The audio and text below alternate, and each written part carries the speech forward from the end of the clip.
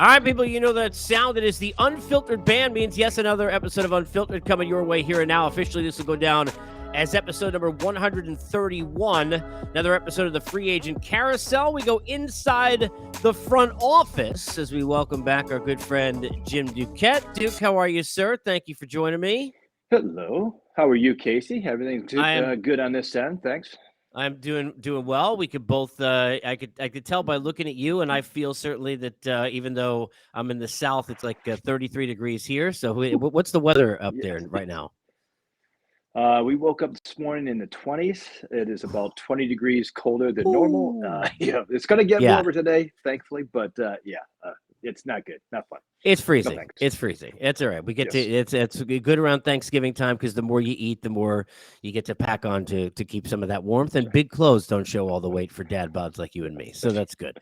That is so You as true. always at home can jump on board the Unfiltered Revolution at Casey Stern. Get in the bio and jump on the YouTube channel or it believes that's BLEAV. And as always, represented by our good friends at Bet Online. Basketball's back. Bet Online, your number one source for all your sports betting needs this season. Latest odds, team matchup info, player news, and game trends over at Bet Online. Continued source for all your sports wagering information. Bet Online's got live betting, free contests, and giveaways all season long. Always the fastest and easiest way to bet your favorite sports and events, whether it's the NFL, like Duke's Ravens, or my Giants, who hopefully you didn't bet on yesterday, NBA, NHL, MMA, tennis, boxing, even golf. Head over to betonline.ag. That's betonline.ag to join. Get your 50% welcome bonus with your first deposit. Make sure to use the promo code BELIEVE. That's BLEAV. Receive your rewards. Bet Online, where the game starts. I want to kind of, as we get started, really dive in today with you here for a few, Duke, inside the front office to a lot of the questions that I think a lot of fans have, and we all wonder, how do these things work? And we all come up with our own ideas, but we never really know. So I want to kind of get in the know. And I want to start with this, and that is how offers get made out of conversations. Take me through when you're as a GM starting to talk to agents at the beginning of this process. How many phone calls, conversations usually happen? How does the process go from that first contact, hey, I'm interested in your player, to where an offer is actually made? The first conversation that you have kind of dictates the conversations coming after that. So if you're talking to the agent and you get a sense that you try to get as much info as you can. When, are you looking to try to sign quickly? A lot of times the agents are going to let you know they have a lot of interest. Usually that's overblown, the number of teams, but it's obvious like some of these guys are going to be getting a dozen different teams interested. So you kind of know ahead of time if you're pursuing the high end guys like, Verlander, DeGrom, the some of the high end guys, not Aaron Judge, because I think there's a smaller number they're pursuing Aaron Judge because that's only a few teams can afford that number. But the guys that are going to be in that 150 million dollar range or less, you get a sense of a lot of teams are interested. And what's your timeline? Do you have any restrictions? Like, do you want to play in the West Coast, East Coast? A lot of players these days don't really care about that. But you try to get all that to the surface, and then you're having multiple conversations with multiple agents on multiple players, and you're trying to set up some of these high-profile guys meetings over Zoom, in person, uh, conversations not only with the front office but your manager, maybe other players that have played together with them. So, like all of those things, you want to try to line up before the player is going to make a decision, because a lot of times these players, they want that recruiting part of the process to kind of help them understand, make this final decision. It's a big decision for a lot of these players. So I think that's kind of the timeline. And then you're kind of going off of the agent from there. Listen, are you looking to make if you're looking to make a decision by, let's use the winter meetings, then we got to get an offer on the table right out of the gate. A lot of times you'll see GMs make an offer, maybe that second or third conversation, and just try to get things rolling. And again, every offer gets you more information. The agent will tell you, well, thanks. It's not going to be enough to sign them, but okay, thanks. But you're the first offer in. We're still taking offers. That gives you a kind of guideline to their timeline. How much does the relationship with the agent matter in terms of trust, Duke? Because when an agent says to you, hey, you're our first offer, or then says to you, maybe to try and kind of build up the offer, hey, we got 3 or 4 other teams involved, how much are you more so believing the agent if you as a GM, when you think about your relationships over the years when you were doing it, how much did you more trust that Yeah. when it was a guy that you'd done business with before? Well, it helps. I think what also helps is, it's a small industry and you're going to go back to them multiple and multiple times for other players. And so, I think that's a little different than, let's say, you're going to buy a car and you get the salesman and you're negotiating with the salesman and you're like, geez, I may never come back and see this guy again. So, it doesn't, there's not as much of a trust factor. The relationship at the end of it, you may or may not care. When you're negotiating, and so there's some guys that are just ruthless negotiators, but more of the times than not, you want to have that relationship moving forward. And so there's always a bit of bluffing. You kind of know that chances, but I think that's where sometimes you get these stagnant offers, or let's say a negotiation kind of sits there for a while because a lot of teams are evaluating players similarly. There's a lot of these analytics and metrics that make it a little easier to put offers on the table. And so the agent is really incumbent on them to your point, is kind of, you want to be straightforward with them.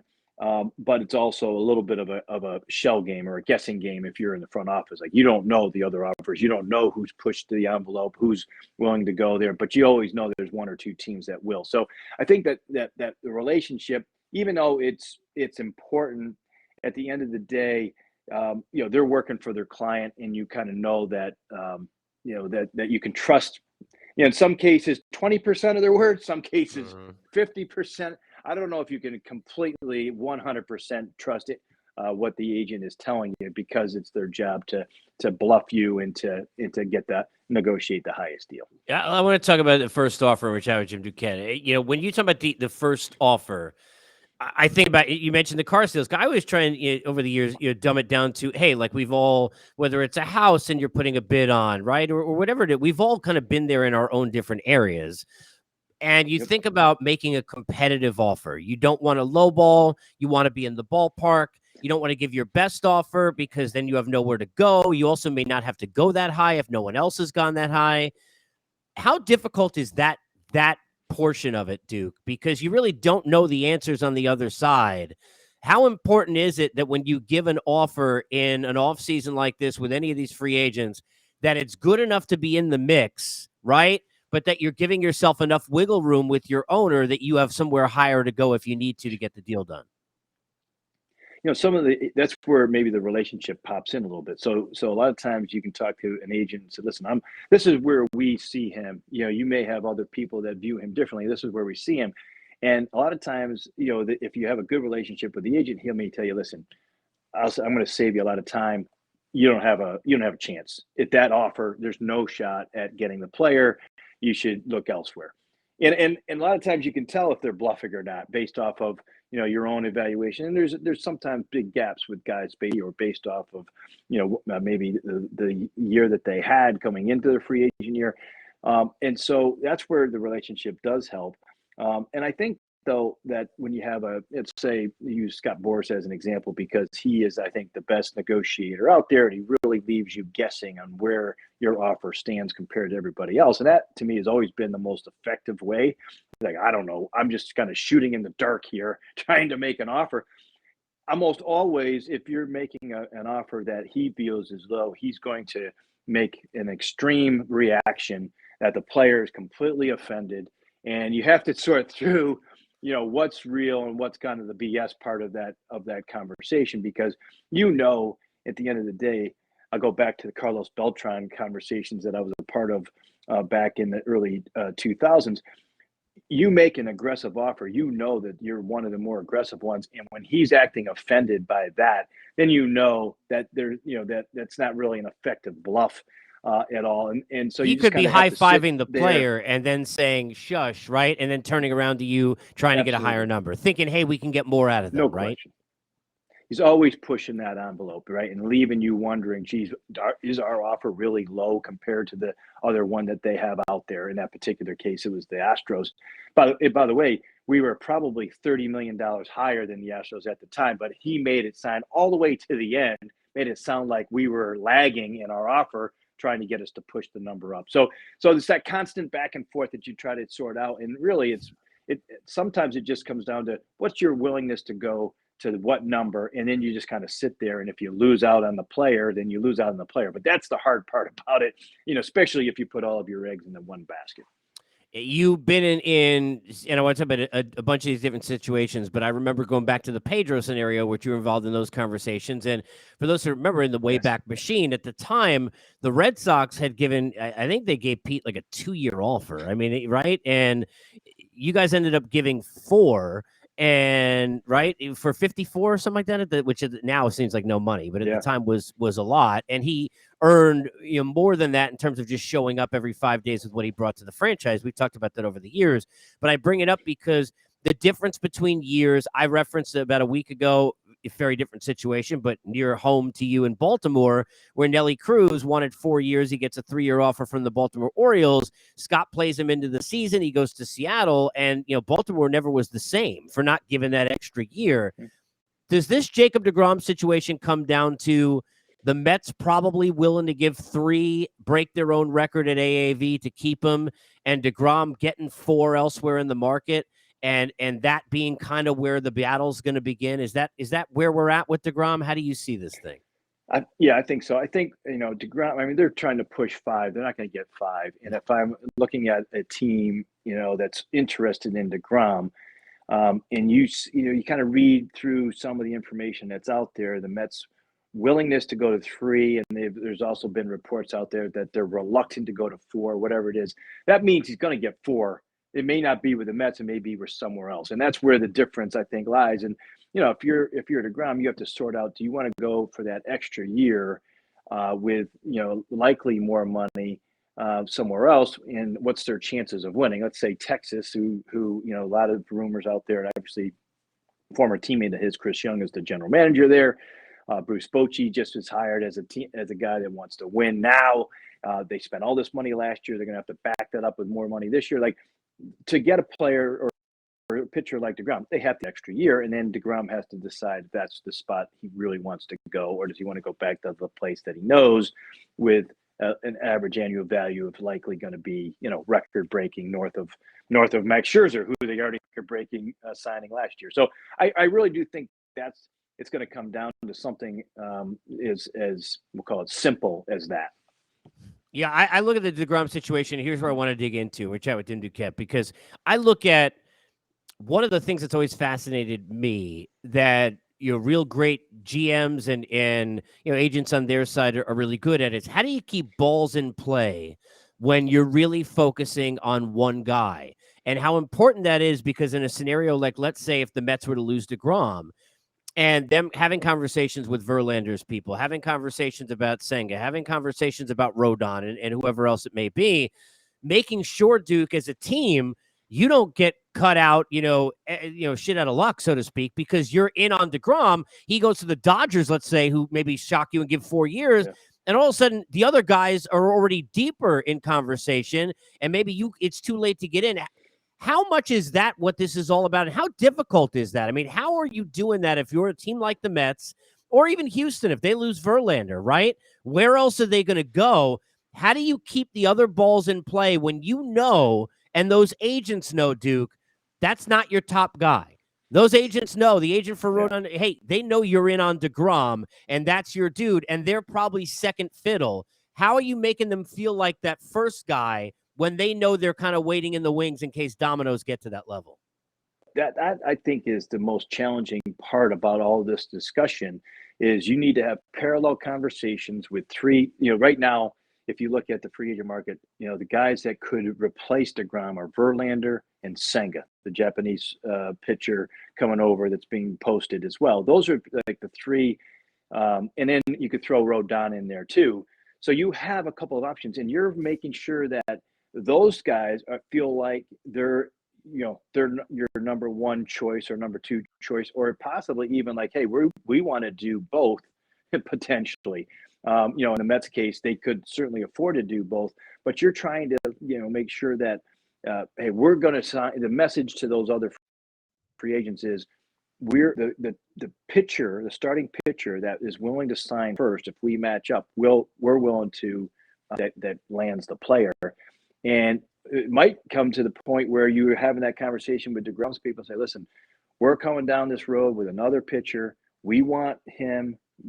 But we need to make a decision on this other player. There's a chance we sign him, and that's where that communication, that constant communication with the agent comes into play, where they realize, listen, if the Mets leave us, we're left with, however, they're the ones who hold the cards. They know all the information. They might say, geez, we can't afford to have the Mets go. We really want to go back to the Mets, and we've pushed it as far as we can. Now let's make a deal with the Mets because they're about to leave us for somebody else. So that's the back and forth that you have to read in the front office. The agent gives you some signals. Sometimes they don't. The really good agents, have a couple of different backup plans just in case that happens to them. And that's where that conversation is really important. Last year, if you look at what the Mets did with Steven Matz, they really wanted Matz. The agent kind of left them at the altar, went off to this 4-year deal with the Cardinals, didn't circle back to the Mets. He probably could have gotten more from the Mets.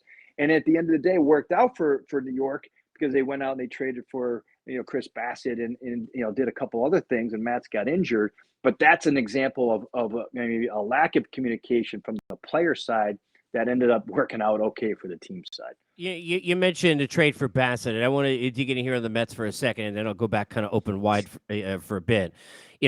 One of the things I've been saying about the Mets is that they're a win-now team. You got Scherzer at his age, especially if you bring DeGrom back. They're trying to win now, yet there has been this reluctancy, where I am on prospects, to deal prospects because they're trying to win in the future. But we don't even know how Alvarez gets into the lineup this year. Is he going to catch? Is he going to be a right-handed DH? And to me, that holds up a lot of what's possible for them in terms of improving their lineup. I mean, if he's behind the plate every day, certainly it's going to advance things you would assume offensively. But if not, then what is he? I mean, is he the everyday DH? Where does he sit? I bring that up because my belief is their system, and you tell me if I'm wrong, is good enough. They can make a trade for that that other pitcher outside of whether DeGrom comes back, Verlander. Clearly they could go Senga Rodon if they wanted. Bassett gave them a lot of innings. I personally was very vocal. I did not like hearing him talk about playing in New York like it was a big deal afterwards. He looked scared to me the way he pitched in big spots. I think he's an innings guy like we saw, but to me, I think he's better suited for a smaller market. That's what I get from him. Do you think the Mets will play in a trade market? The Glasnows of the world, some of the other guys, maybe call Cleveland about the Biebers. I mean, there are probably a lot of other names I'm not thinking of off the top of my head. But how much do you think the Mets may need to get creative with all the holes in this staff, even if they bring DeGrom back and go through the trade market, perhaps, Duke? Well, I definitely think that's an option for them, and it's not an option for a lot of teams. They showed a little bit of reluctance to trade their high-end guys at the deadline. They did it 2 years ago with Pete Crow Armstrong, and it looks like they might get burned on that one because he seems like, or looks like, he's going to be a really good, impactful type of prospect. And so I think they're reluctant to do that again. But again, in the right situation, if that's their only chance, their only opportunity to upgrade the rotation, they would do it. But I think what they're trying to do is do both. Try to hold on to those position player prospects and think about, how does Alvarez factor in? How does Beatty factor in? I don't know if Vientos is going to factor in. We didn't get a great look at him. He didn't look long good. swing. I don't like his swing, Duke. Yeah, I don't love his swing. Yeah, exactly. So right. So I think there's enough questions on that. So all right, maybe he's a guy that you could deal if you could get some interest there, or a Mauricio. But I think that their hope is that they can, because of the strength in the starting rotation, free agents at the moment, that they can go and fill a couple of their needs. And if it's not Bassett, because Bassett has a relationship with Buck that we saw during the course of the season too. Right? And Max as well, right? So I think that and I don't, if I were to guess, Bassett might come back, but Walker wouldn't. They got Carrasco back, so I think there's, though, to your point, they have two starters out there that I think they're gonna end up with, and then add some bullpen depth, and then obviously they need a bat, whether it's replacing Nimmo or Brandon himself, which I think they're going to be the highest bidder on Brandon. So I think that's kind of how the Mets are going to try to sort some things out. Now I think the last possibility for them is to trade. But the other thing, to your point, like, we had Chris Antonetti on, he said Bieber's not going to be available. We usually if they're going to trade somebody, they kind of make it known out there. Milwaukee doesn't sound like they're going to have any of their pitchers at the moment, Burns or Woodruff in particular. They're going to be available. Glasnow might, but he has some question marks with the health, and you start to wonder going to be available. That right now still hasn't been flushed out, but it doesn't seem like there's as much quality there as maybe we've had in other winters. Last thing on the Mets, and then I want to talk about these shortstops that are available. Is Alvarez a catcher, Duke? He's a good offensive player that we know has got some limitations defensively. I think eventually he can grow into that position as a, and if they end up doing some of this, robot umpiring that they're talking about, maybe the framing aspect doesn't become as big of a factor. Right now, he's not as good as the guys that they have with McCann and Nito. And if you see, you've seen this too in the postseason, almost every team has a good defender.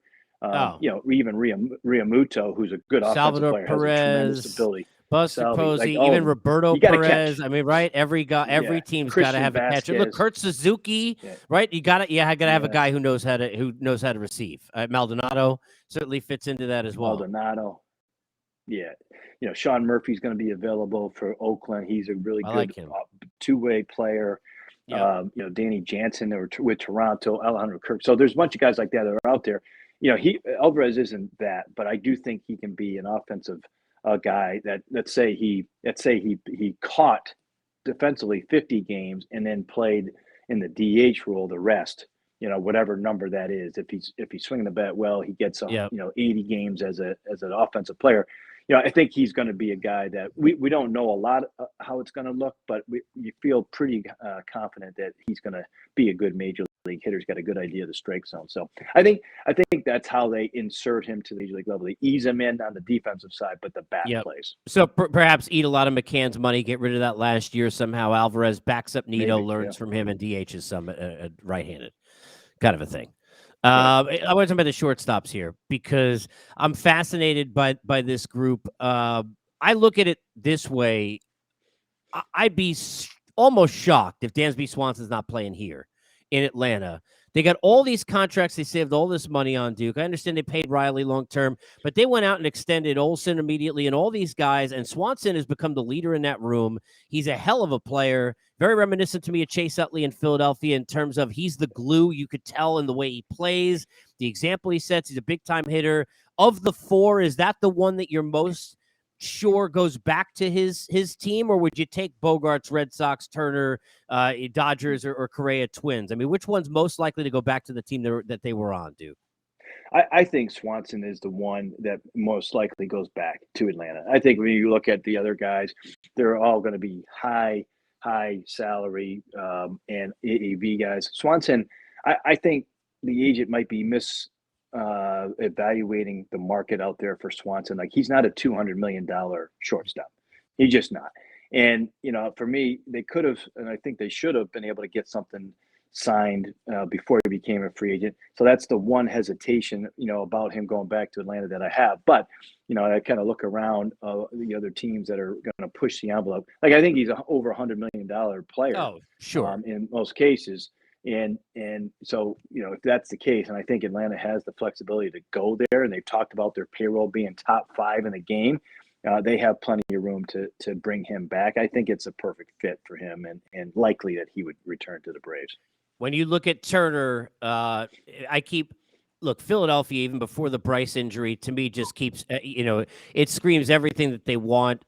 They had a huge problem, clearly, as Hoskins is the righty between those two lefties last year. Turner could be there. You could bump Schwarber down where guys are actually on base for him. Let Turner lead off. The new rules, which are going to enable, and I know he's 30, but the first couple of years of this deal, Turner to steal a crap load of bases for you. Does that, in terms of matchmaking, seem to make a lot of sense with Philadelphia for Turner? Where are you looking for Trey right now? I think that's the most logical place if they're going to spend the money, which we know that owner has been willing to do. I think the Cubs are definitely in play. You mentioned Minnesota. I don't think Minnesota quite as much because he's going to be high 200s in terms of the payroll. I think the Giants are there. You have him go shortstop and move Crawford or Turner, and for a year until Crawford becomes free agent, then you flip him the shortstop, like brings to the equation. But I think for me, the three front runners, I wouldn't be surprised if he ended up in Philly. You mentioned Nimmo. Let me close there. Seattle, to me, was one to be kind of worried about. Then you saw the Teoscar deal, and you thought maybe not. And then Jerry came out and said, and it is Trader Jerry, so you never know where they're going, but said, hey, they're still looking for another outfielder. I know the proximity to Wyoming is certainly great. They're an exciting team. They got the All-Star game this year. A lot of things to sell Scott on and vice versa in terms of spending money. Toronto maybe in the mix, St. Louis. Am I missing any teams that battle the Mets there? And who do you think, is the biggest one for a Met fan that's watching to worry about in terms of the Nimmo market right now? I think Cubs are a possibility. Houston's a possibility as well. I mean, there's so many teams that need center fielders, and there's just none out there, And so I wouldn't be surprised if the Dodgers jumped in. He's a guy that absolutely fits there after they non-tendered Cody Bellinger, even though Betts could go there. But so I think that there's a lot of those teams. The interesting thing on him is, we've seen, in terms of him playing, he hasn't played more than 140 games except for 2 seasons. And so that factors into that. A lot of times when you're out there and you're trying to decide, like, is he a $125 million player? Is he a $100 million player? Does he get to George Springer's number of 150? I don't think so, but I mean, that was an older contract. So, and I never doubt the agent there with Boris that he has Nimmo, that he gets what they're looking for. So, to me, I still think the Mets really, really want Nimmo back. And I hear that, and I hear, I know Steve Cohen's going to spend a lot of money. I feel like whatever that number is, I think it's going to be close to 150, believe it or not, which I never would have guessed 2 years ago for Brandon Nimmo. If it's close to that number, he goes back to the Mets, no question in my mind. Duke, appreciate you. Thanks so much for the spot today. Enjoy the Thanksgiving with your family. Is there a favorite side dish for you coming up here in a couple of days? Side dish, I'm a big cranberry sauce, either homemade me too. or in the can. Me too. Yeah, there's a good, I'm all in on that. So yeah, we'll be having that. We got a couple other things, but that one's my favorite. It's kind of a sneaky little side dish for me. So anything with gravy, and I don't need any greens. No green bean casseroles, no string beans. No. Get that out of here. No, Thanksgiving is not a day for greens. When you diet after Thanksgiving, that's when you can bring the greens in. Yes. Appreciate you, buddy. Thank you, Duke. I'm with you. All right, Case. See you, buddy. There he is, Jim Duquette, joining us here, taking us inside the front office on the free agent carousel here on Unfiltered. And I want to get into just quickly a couple of things that he said that I don't think people think about. There's so much luck that is involved when you get in these deals. And covering this over the last couple of decades, there have been so many times where I've heard situations, even kind of off the record, off the air about, hey, you don't understand how close we were on that guy with teams you never even thought were playing. Every team is going to on these great players, whether they have a need or not. And I used to be a headhunter many years ago. It's the same way, whether there's an opening or not. They're going to look to get better. If a player out there is better than the player they currently have in whatever set position, starting pitcher, a reliever, a center fielder like Nimmo, somebody at shortstop like a Trey Turner who we discussed, they're going to make calls and they're going to be in on those conversations because they're going to say, hey, look, maybe we could trade our piece away. Maybe there's a way we can move our guy over in the field, change positions. All these things become possible. But with the amount of balls that are in play of how do I keep this top guy that I want? If he leaves and takes an offer that exceeds what we're willing to give, how do I make sure all those other guys are not gone? Like the DeGrom situation, if you're the Mets, if we're high in on DeGrom and we're going after DeGrom, how do I make sure Verlander hasn't yet signed with Houston? Rodon hasn't signed. Senga hasn't gone. Do we have to get Bassett back? They may go into it saying, hey, we're okay if Bassett and Walker leave, and all of a sudden DeGrom goes to Texas and Rodon signs elsewhere and Verlander goes back to Houston. They may need to bring both guys back for all you know, or then look via trade.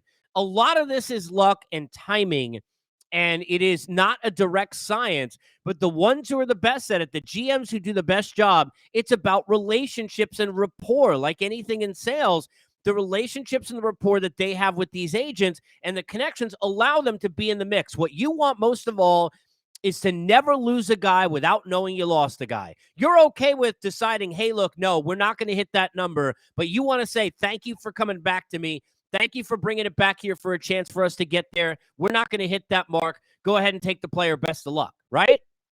elsewhere, whether he's with you or if he's a free agent to a different city. Where you don't want to get stuck is where you don't get that last chance, right? That right of refusal will say, no, hey, let me get back to you in 24 hours. We can hit that number, or let me see if my owner can hit that number. Where you get screwed is when you don't get that chance. And a lot of times when you don't get that chance, it's relationships and rapport. The GMs that do the best jobs have the best relationships with the agents, where they know that, hey, look, they're not going to lowball a guy and blow him out of the water one way. They're not going to aim too high too quickly, because then there's no more room for them to go, and they're setting the market for other teams, and they're able to keep the conversation going. The more conversations you can keep open, and it's a sales thing too, the more conversations you keep open, the more of a chance there is that you can lock something down and close a deal. It's such a fascinating part of what goes on behind the scenes. We'll continue to cover it all here on Unfiltered, all on the free agent carousel, all with you as we inch closer to Thanksgiving. As always, we are thankful for the folks at Bet Online, because Unfiltered, as always, is presented by our good friends at Bet Online.